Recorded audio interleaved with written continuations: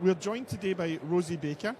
So Rosie, I'm just going to get your job title exactly right here, Rosie, Director of Commercial and Operations at the Foundling Museum. And she is going to delve into the world of venue hire for us today, sharing some really valuable insights into how she and her team have pretty much transformed the venue hire offering at the Foundling Museum. Some really great, tangible results. I think this is going to be a fascinating session, so I'll hand straight over to Rosie. Thank you, Gordon. Can everybody hear me okay? This is amazing, this technology. I couldn't hear what Gordon was saying, so I'm just hoping that it was all lovely things. But it's so great to be here. Thank you all for coming. I'm Rosie Baker. I'm the Director of Commercial and Operations at Foundling Museum. And I've never done a talk with this kind of headgear on, so bear with me. But it all seems to be going well so far. So I'm here to talk about Foundling Museum and about my favourite subject in the world. Well, two favourite subjects, venue hire and Foundling Museum. So I'm going to tell you a little bit. I think people put their hands up if they'd been or if they'd heard of us. Am I right? Okay, excellent. So for those of you who haven't visited, I'm just going to give you a quick snapshot of why Foundling Museum is such a special museum. So at Foundling Museum, we explore compelling stories of love, loss, hope, and care through art, music, and objects. And we are the only UK museum dedicated to care experience people and those who care for them. And at the heart of our work, we've got some of our amazing team here today at the Gem stand, so go and say hi if you haven't already. And they run our award-winning creative training program, which is called Tracing Our Tales, and that's a program where young people who've experienced social care can develop their creative skills, and it puts them potentially on a pathway for careers within the cultural and creative sector through our support and their participation. Those of you who have visited will know that the most moving objects in our collection are tiny identifying tokens. These were left by mothers with their babies when they gave them to be cared for by the Foundling Hospital almost 300 years ago. And that's kind of what I say and what we say about Foundling Museum. But here's what I found on TripAdvisor. So, mainly people are hugely positive and moved, and they find a visit to the museum something that's really unforgettable and stays with them. We have been called the saddest museum in London, which, you know, that's okay. I get it. There is a lot of sad stories within our collection, but I think a lot of people work in places where the stories are also sad and hard to tell. And I think it's just about acknowledging that and helping people connect with those stories under their own terms. One I really like, strange theme for a museum, but unexpectedly good. So I think what I really like about that is that people don't always know what they're going to get when they come in, but by the time they've come out, they're somehow changed by that experience. So back onto venue hire. Again, it's my favourite subject. I love venue hire. And I think if you love venue hire, then other people will love your venue hire. So what I'm going to do today is I'm going to talk about some bold changes which nearly doubled our venue hire income over 18 months, and how we went from being the saddest museum in London to a space with heart. So through exclusive hires to after-hours experiences, I'll be touching on how venue hire in a small museum can do more than generate revenue. It can deepen engagement, build community, and champion your core mission. So I'm going to talk through what worked, what didn't, and what lessons we learned along the way. So our story starts in 2023. It was a scene of almost Hogarthian chaos. Our evening hires were 40% under target. Our weddings were 75% under target. Our commission, as a result of not getting the evening hires or the weddings, was also right down. Filming had just dropped off a cliff. It was nowhere to be seen. We didn't have a private tour offer. We didn't have any in-house caterers because our cafe closed 5 years earlier because it was financially unsustainable. supply costs were rising, there was a cost of living crisis, we had a minuscule marketing budget, a very small siloed team. They were physically separate, they work in another building to the museum. And there was a lot of pressure. I'm sure you've all felt and experienced it.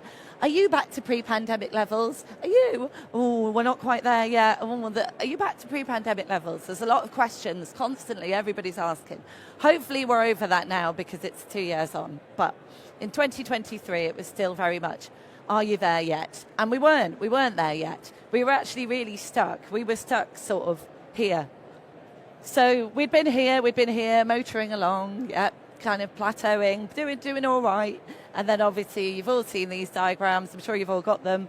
Dropped off a cliff, built it back up, really positive jump here, but then we just got a bit stuck and we just couldn't get to the next level. So we had to really, really rethink everything. And I'm sure you've all seen pie charts like this and you've made them, but I love a good pie chart. Nothing else describes the mix of the business like a good old pie chart. So this is where we were pre-pandemic. We had a decent sort of split of different types of events. And what with commission and other sort of benefits from doing evenings and weddings, we didn't need to do as many day hires because we had some nice chunky high earning, high ticket evening weekend bookings.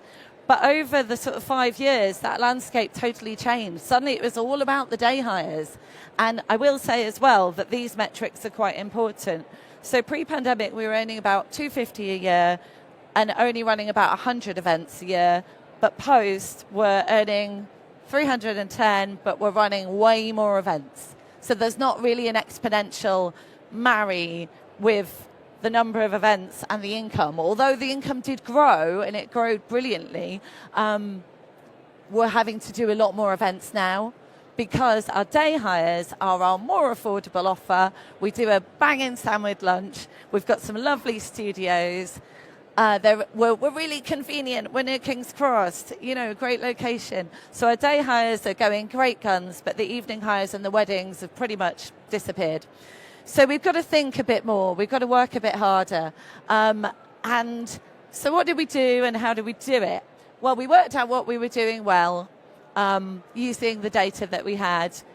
And we did more of what we were doing well. And then we found new ways to do more of what we were doing well. And we found venue hire clients like Mark Darcy, who loved us just the way we were. They didn't need us to change. Actually, they loved our story. They wanted to hear more of it. And we sold a lot of sandwich buffet lunches, and we poured a lot of tea, and we developed some great ways to embed the venue hire team more firmly into the museum heart and soul.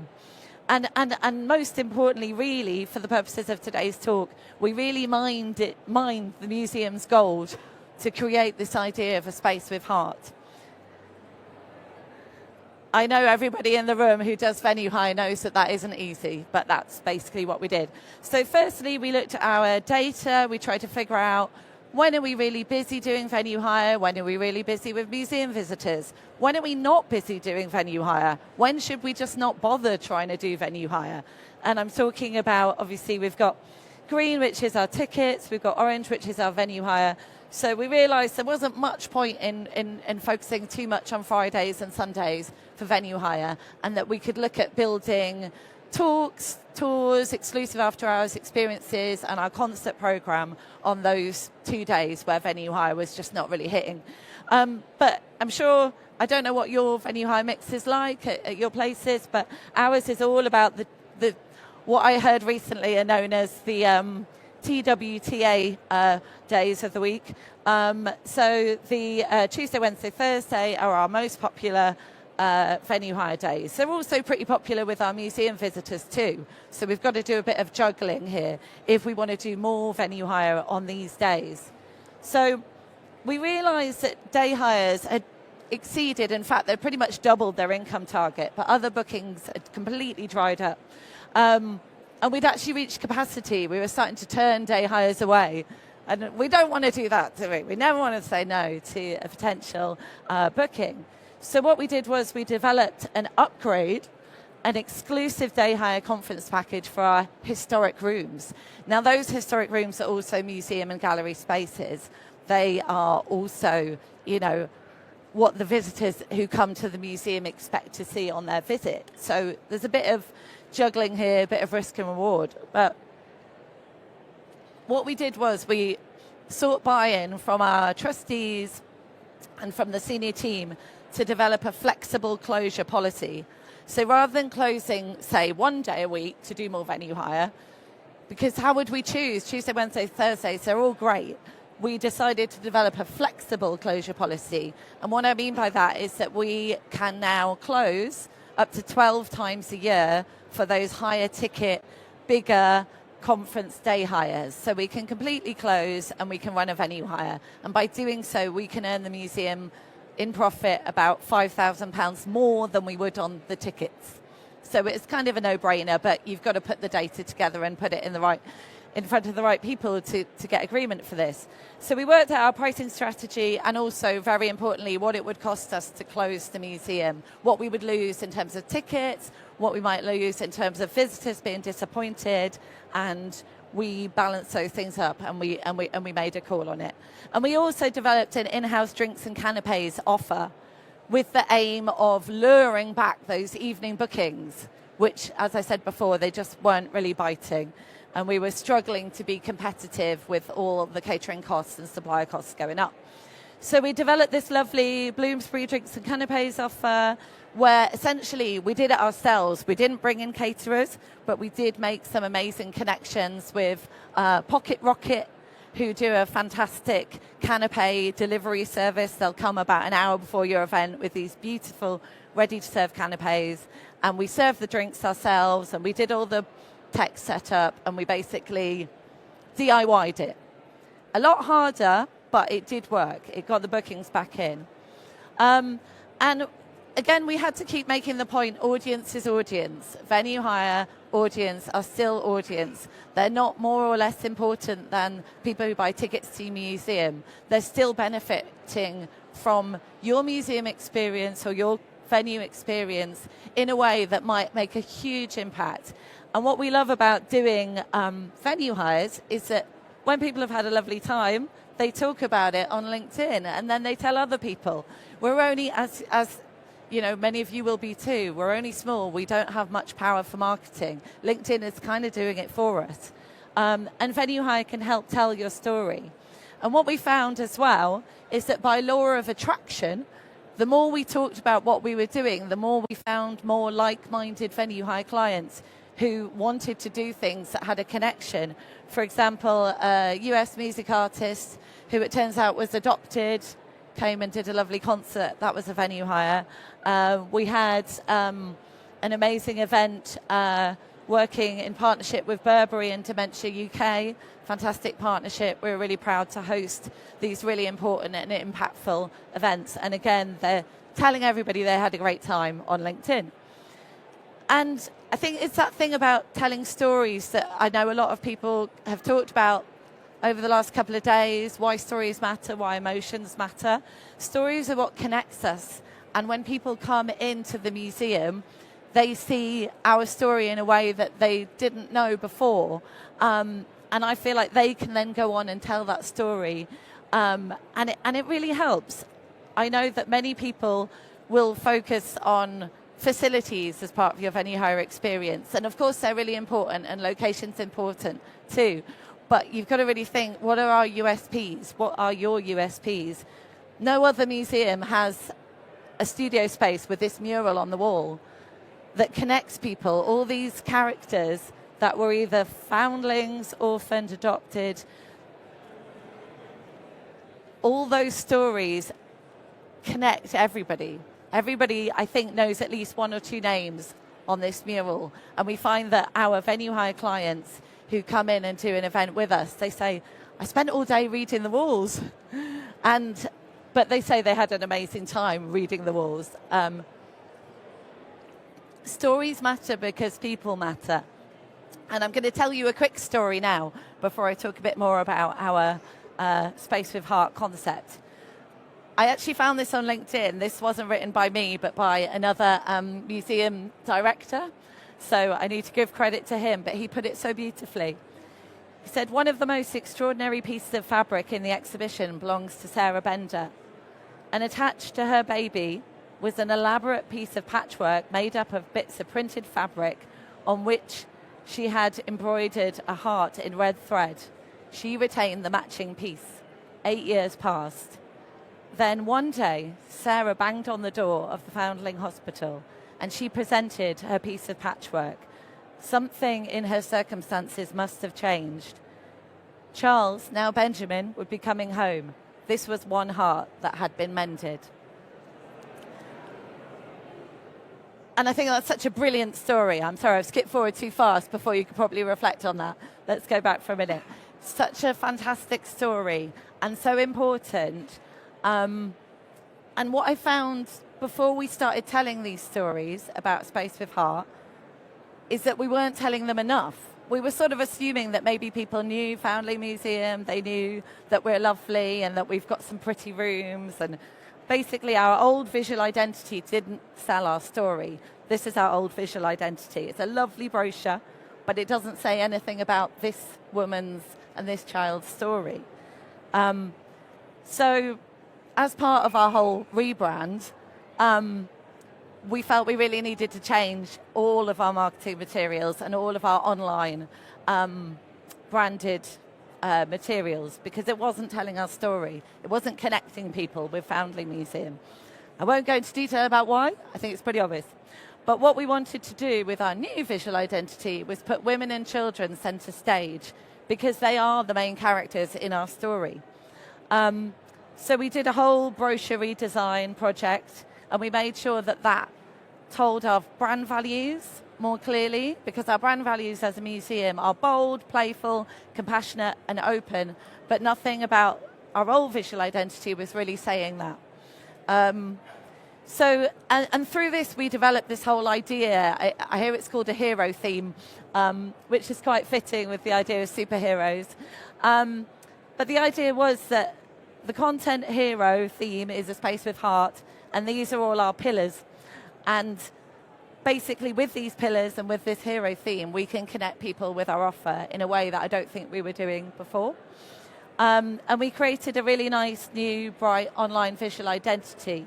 And by doing so, then our main museum social channels could then share and co-host our posts, and we could just generally present a slightly more united front. And we started using phrases like make your next event sing in a space with heart. And through doing this, through talking, through selling our story a bit more clearly, we attracted the lovely John Lewis Partnership Building Happier Futures brand who did a brand activation.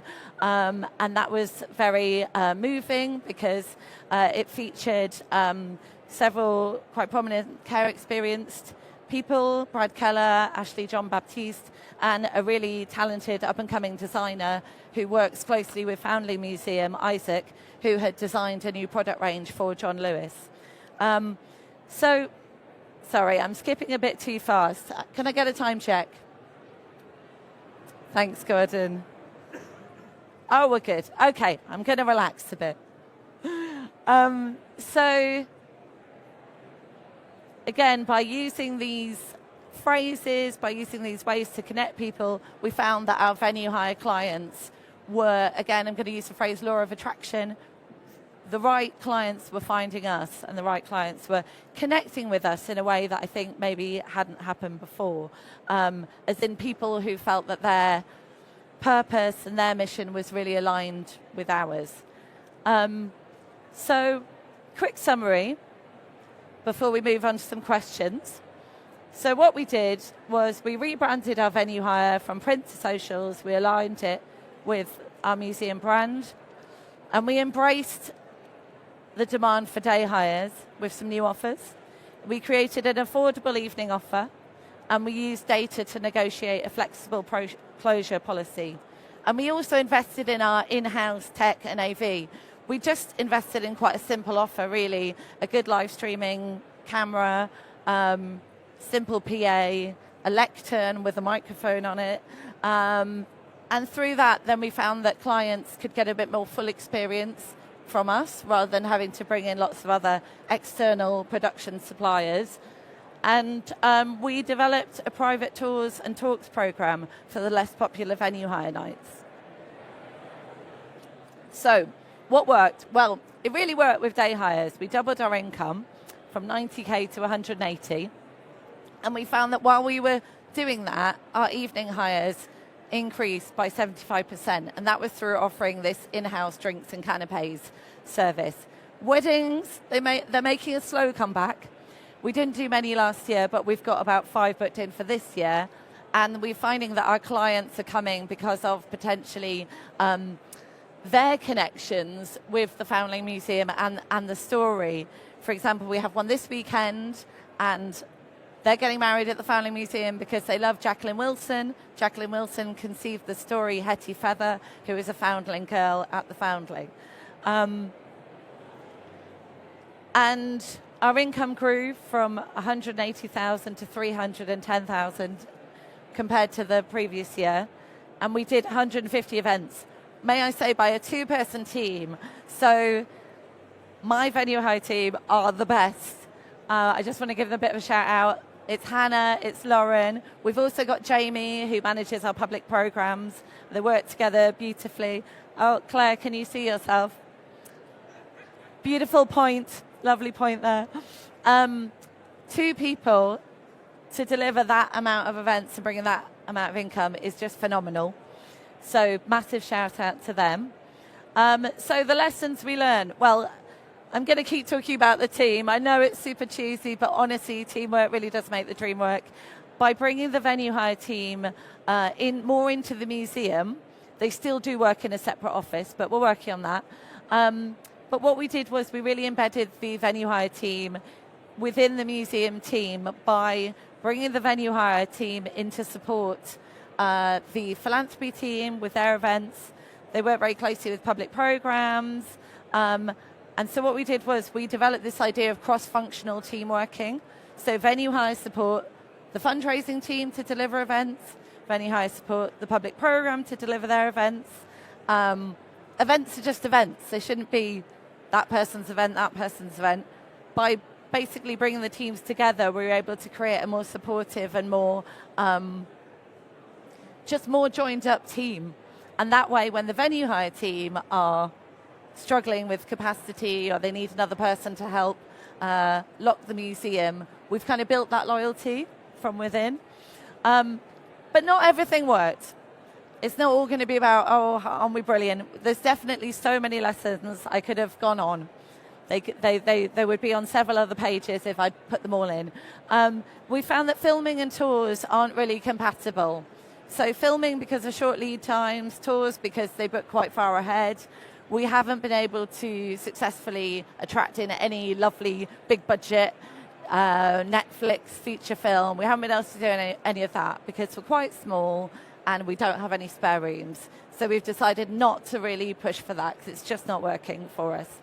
Our collections, which are obviously the heart of why people love our museum, they're obviously key. You've got to look after them. If you're doing more teas and coffees in historic spaces, you've got to really think about how you're keeping the artwork safe. And we have a lot of large unglazed paintings, so we have to make sure that we're not setting up tea and coffee stations right in front of an unglazed Hogarth. Data is king to get buy-in. I know that everybody knows instinctively how well they're doing or how much they're going to earn, but actually being able to present it in a succinct and clear way is something that I'm still seeking exactly how to do, but I know that I need to do it.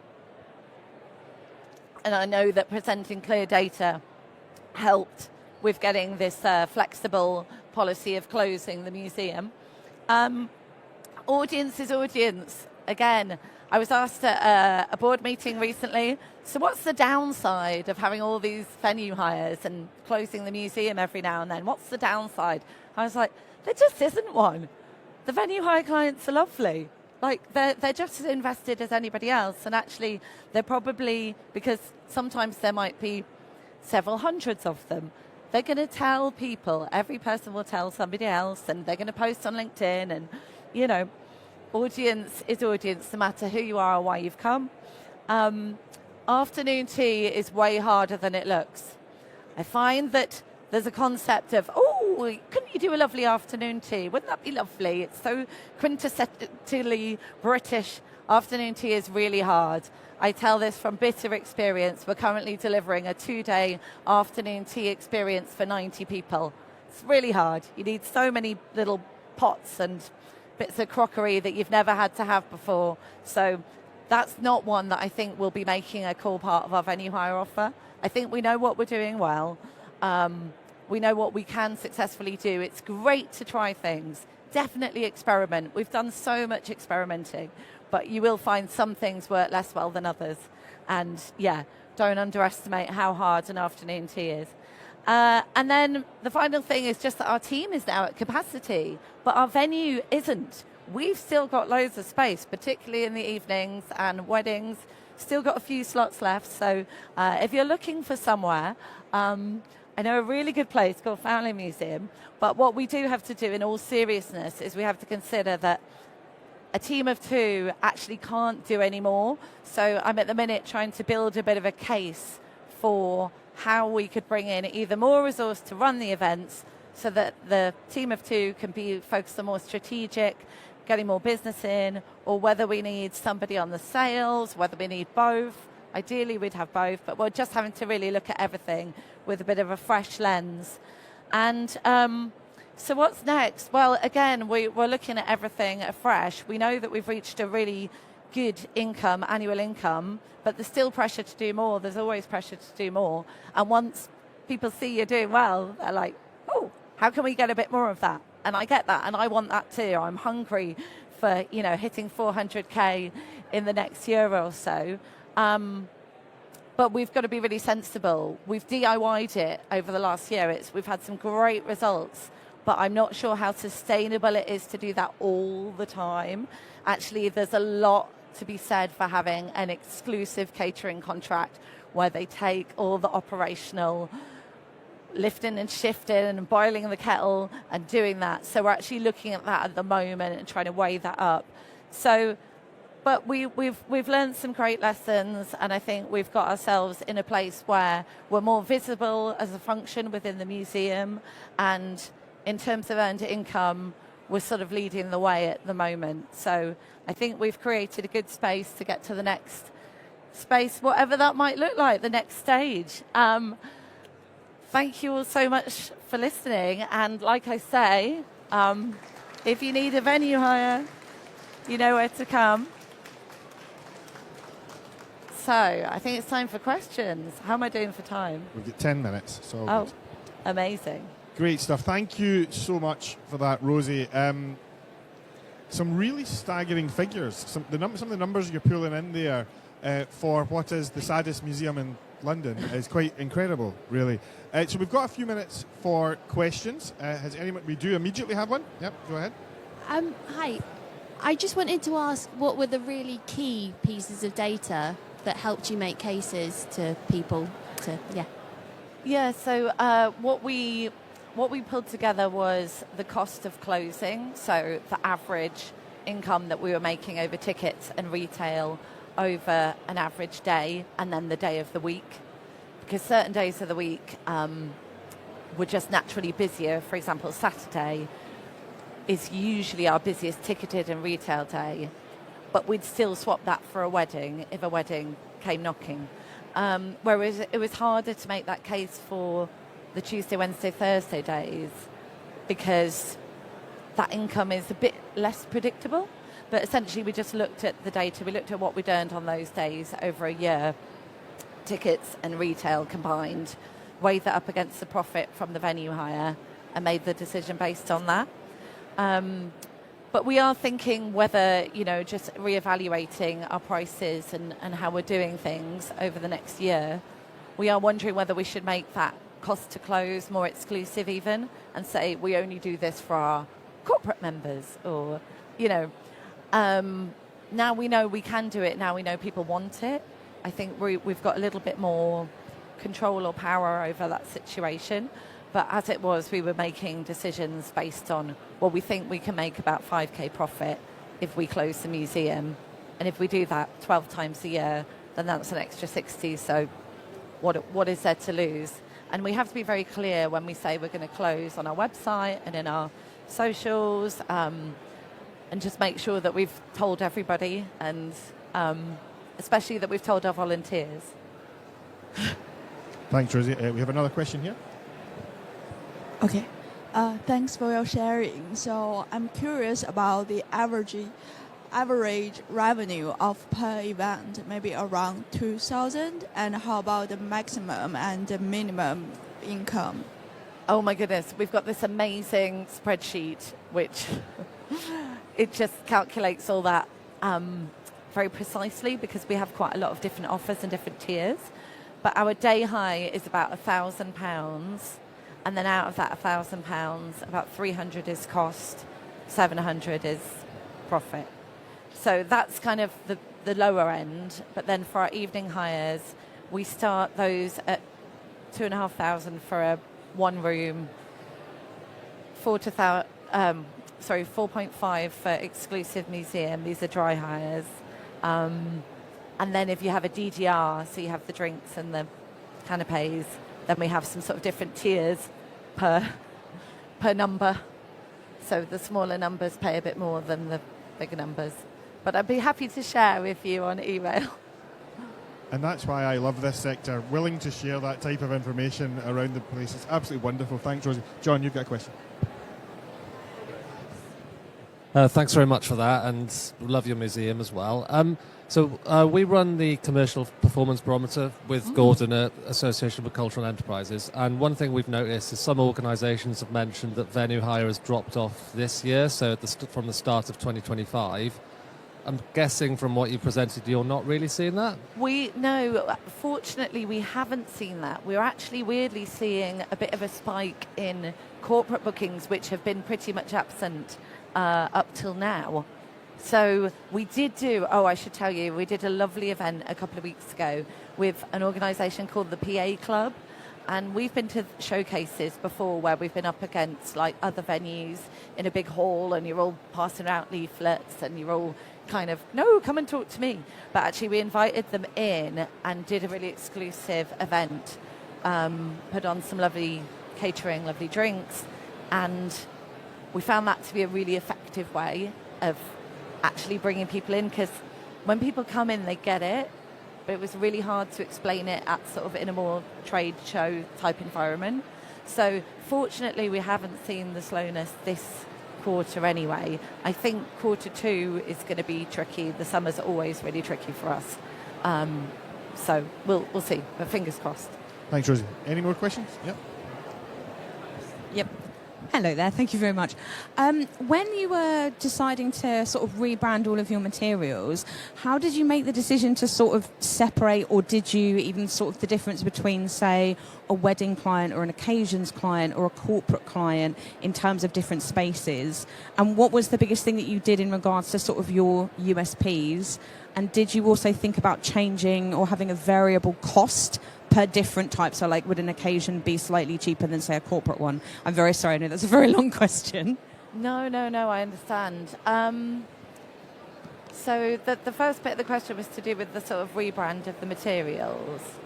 I didn't mention, but we work with an amazing creative agency. I should have mentioned it. Shout out to my brilliant suppliers and consultants. They're called Anything Is Possible Media, and they've done a whole branding overhaul of the main museum brand. So when we started looking at our venue hire, we realised that our old venue hire print and our old venue hire content was all a bit black and white and whatever. So whereas the main museum was really colourful and vibrant and lovely. So we firstly just looked at that, but through at marrying them up a bit better. But through that, we looked at sort of brand personas. So like celebrators, wedders, thinkers, speakers. So we kind of had a bit of segmenting going on as well, and we tried to create a bit of copy for each that was sort of speaking more to them. Did that answer that bit of the question? And then there was the second part of the question. The USPs. USP. Sorry, do you mind saying the whole question again? So it's very much like you really wanted to capitalise on your unique selling Yeah. points. So was it just in the language that you used? Did you do anything special about it? So did occasions need a separate USP? And again, did that kind of relate to cost? So did you go, oh, okay, you know, maybe we'll charge slightly cheaper for a party as opposed to a corporate event? Yeah, no, I understand. Gotcha. Yeah, a wedding is more expensive because more planning goes into a wedding. So you spend a much more time, do many, many more site visits, many more calls to the mother of the bride or the father of the bride or whatever, you know. So the costs reflect that. So, but corporates, we've also tried to keep the pricing as simple as possible as well, because having too many pricing options just gets really confusing for everybody. So we try and keep it like day hires is one price structure, evening hires is the other one, and that might include a nice birthday, but a wedding is something separate. We've got time for one more question. Has anyone got a final question they want to ask? Over here. Hold it close. Hello. We're at a point now where we're very similar to you. And I just wondered, you said about the flexible closing, but how does that work with your catering in-house when it's like an evening? Do you close the cafe at all? Does that affect your front of house? So we don't have an in-house caterer. So yeah, it doesn't affect us. We're not losing any catering income, but we don't currently still have any space for a cafe in the museum. That's actually our main selling venue hire space.